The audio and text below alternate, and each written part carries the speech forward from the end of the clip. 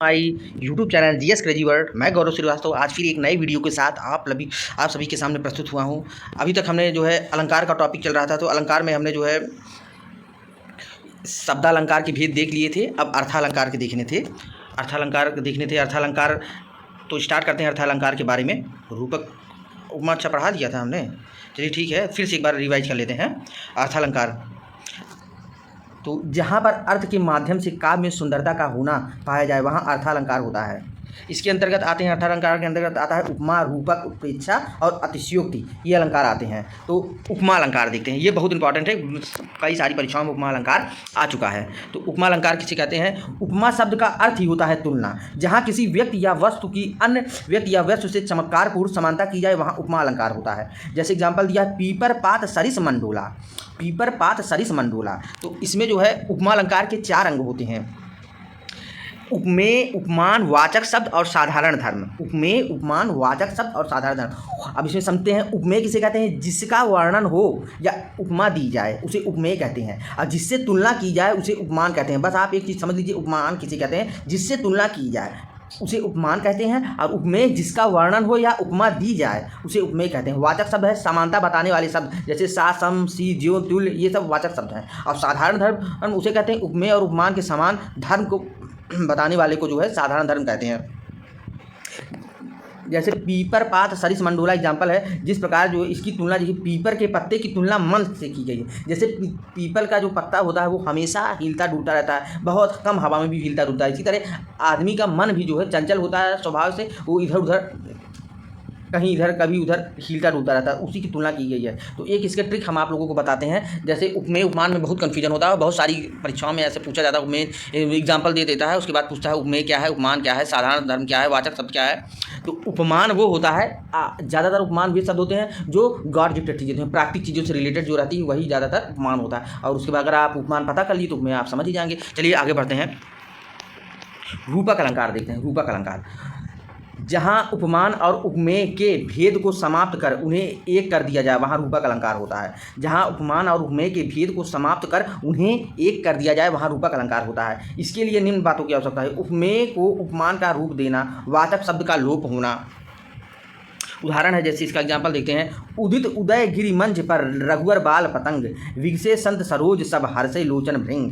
तो इसमें देखिए ये रूपक अलंकार होता है। रूपक अलंकार का एक ट्रिक आप जान लीजिए, रूपक अलंकार जब होता है तो बीच में डैश होता है। जैसे यहाँ बीच में डैश है, अगर नहीं समझ में आ रहा है तो बीच में डैश देख के आप तुरंत आगे बढ़ जाइए, ये रूपक अलंकार होता है। और उपमा में आपको बताया सा, सम, सरिस, ये सब शब्द आते हैं वाक्यों के बीच में।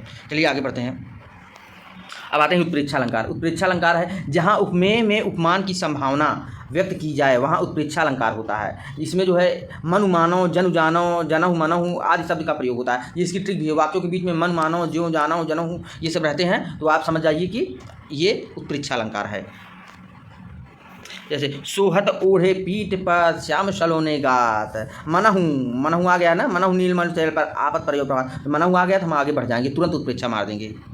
चलिए नेक्स्ट आगे बढ़ते हैं, अतिशयोक्ति अलंकार पर आते हैं। अतिशयोक्ति अलंकार बहुत इंपॉर्टेंट है, जहाँ किसी वस्तु या व्यक्ति का वर्णन बढ़ा चढ़ाकर किया जाए वहाँ अतिशयोक्ति अलंकार होता है, अर्थात जहाँ उपमेय को उपमान पूरी तरह आत्मसात कर ले। आगे बढ़ते हैं, एग्जाम्पल में देखते हैं इसके। आगे नदियाँ पड़ी अपार, घोड़ा कैसी उतरे पार, राणा ने सोचा इस पार, तब तक चेतक था उस पार। इसका आप समझ रहे हैं ना कि इतना बढ़ा चढ़ा कर राणा अभी सोच ही रहे थे कि कैसे पार किया जाए, तब तक चेतक उस पार हो गया। आगे नदियाँ पड़ी अपार, घोड़ा कैसे उतरे पार, राणा ने सोचा इस पार, तब तक चेतक था उस पार। तो ये है अतिशयोक्ति अलंकार, जैसे बढ़ा चढ़ा कर है। जैसे एक एग्जाम्पल है, हनुमान के पूँछ में लगन न पाई आग, लंका सगरी जल गई भाई निशाचर भाग। मतलब पूँछ से पूरी लंका को जला दिया, बढ़ा चढ़ा कर जिसमें बोला जाए वहाँ पर अतिशयोक्ति अलंकार होता है। आगे बढ़ते हैं, उभयालंकार। उभयालंकार है जहाँ शब्द और अर्थ दोनों में चमत्कार निहित होता है वहाँ उभयालंकार होता है। उदाहरण में देखेंगे इसके, मेघ लाकर पर्वत अपार, मेघ लाकर पर्वत अपार। नेक्स्ट एग्जाम्पल चलते हैं आगे अलंकार में चलते हैं। मानवीय अलंकार, ये भी बहुत इंपॉर्टेंट है, कई बार आ चुका है। जहाँ पर काव्य में जड़ में चेतन का आरोप होता है वहाँ मानवीकरण अलंकार होता है। उदाहरण है इसका मानवीय अलंकार का, मेखलकार पर्वत अपार, अपने सहत दृंग सुमन फाड़। देखिए एग्जाम्पल, मेखलाकार पर्वत अपार, अपने सहस्त्र दिग सुमन फाड़, अवलोक रहा है बार बार, नीचे जल में निज महाकार। मानवीकरण में जो है जिससे रिलेटेड होता है, मानव से संबंधित होता है। अब जैसे देख रहे हैं, मेखलाकार पर्वत अपार, अपने सहस्त्र दिग सुमन फाड़, अवलोक रहा है बार बार, नीचे जल में निज महाकार।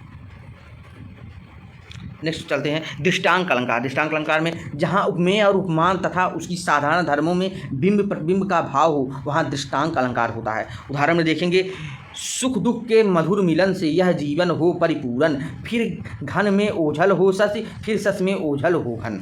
नेक्स्ट अलंकार में चलते हैं उल्लेख अलंकार। जहाँ एक वस्तु वर्णन अनेक प्रकार से हो किया जाए, वहाँ उल्लेख अलंकार होता है। जहाँ एक वस्तु वर्णन अनेक प्रकार से किया जाए, वहाँ उल्लेख अलंकार होता है। इसका एग्जाम्पल देखते हैं, तू रूप है किरण में, सौंदर्य है सुमन में। तू रूप है किरण में, सौंदर्य है सुमन में। नेक्स्ट अलंकार पे चलते हैं विरोधाभास अलंकार। जहाँ विरोध न होते हुए भी किसी का आभास हो किया जाए, वहाँ विरोधाभास होता है। एग्जाम्पल में देखते हैं, बैन सुनिया जपते मधुर, बैन सुनिया जपते मधुर, तपते सुनता ना बैन। नेक्स्ट आगे चलते हैं प्रतीप अलंकार। इसका अर्थ है उल्टा, उपमा के अंगों में उलट फेर, अर्थात उपमेय को उपमान के समान न कहकर उलट कर उपमान को ही उपमेय कहा जाता है। इसी कारण इसे प्रतीप अलंकार कहा जाता है। ठीक है, तो एक आध बार एग्जाम में आ चुका है कि प्रतीप अलंकार का उल्टा क्या होता है, तो उपमा। ठीक है, उपमा का उल्टा प्रतीप। नेक्स्ट एग्जाम्पल देखते हैं, नेत्र के समान कमल है, नेत्र के समान कमल है। यहाँ नेत्र की तुलना जो है कमल से की गई है। नेक्स्ट एग्जाम्पल पर चलते हैं अपनुहित अलंकार। इसका अर्थ है छिपाव। जब किसी सत्य बात या वस्तु को छिपाकर उसके स्थान पर किसी झूठी वस्तु की स्थापना की जाती है, तब अपनुहित अलंकार होता है। उदाहरण इसका देखते हैं, अपनुहित अलंकार। सुनहु नाथ रघुवीर कृपाला, बंधु न हुए मोर यह काला। भ्रांतिमान अलंकार आप देखते हैं। नेक्स्ट, जब उपमेय में उपमान का आभास हो, तब भ्रम या भ्रांतिमान अलंकार होता है। इसे ये बहुत इंपॉर्टेंट है, कई बार आ चुका है एग्जाम्पल में। नाक का मोती अधर की क्रांत से, बीज डांडिम को समझकर भ्रांत से, देखता ही रह गया सुख मौन। नेक्स्ट चलते हैं